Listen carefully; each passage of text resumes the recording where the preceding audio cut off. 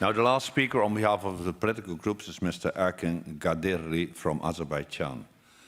He speaks on behalf of the European Conservative Group. Erkin, you have the floor. Thank you, Mr. Chairman. Let me start with congratulating the rapporteur for the draft report he has prepared. This draft is excellent. I call it excellent not only because of its content, not only because of the severe time limit within which it was prepared, but also because it elegantly challenges some of the well-established norms of public international law. And let us not be naive. Some of the suggestions in this draft are quite radical. And that is why I understand why some of our colleagues may have or even raised some concerns about it. Just to mention a few, those norms are about jurisdictional issues and issues of international immunity. But in order not to be puzzled and perhaps even troubled by this radicalism, we need to take into account the context, because there is no text without a context. And the context is that there are atrocities committed on the territory of Ukraine by a permanent member of the Security Council. Now, there are several jurisdictional options with regard to international crimes.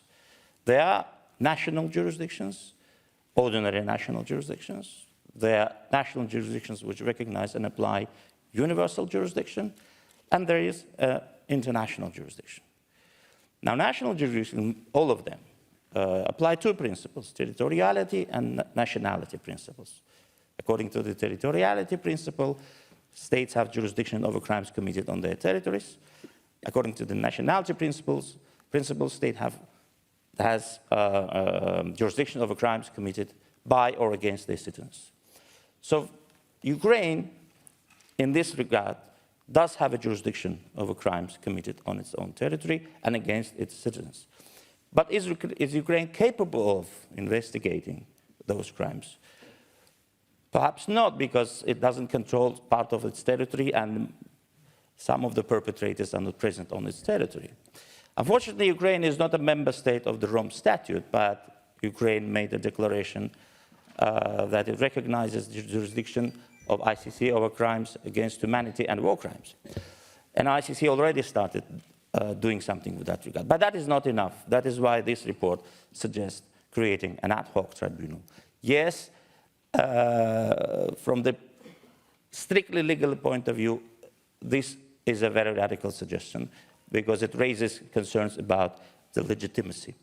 But again, let us take into account the context. This is a very extraordinary situation. And of course, Russia having a veto power Thank you very much. Security Council, this veto power needs to be bypassed, and that is why this draft report suggests requesting an advisory opinion from the International Court of Justice. Once again, I support this report and I call everyone in this audience to do the same. Thank you. Thank you very much, Mr. Qədirli.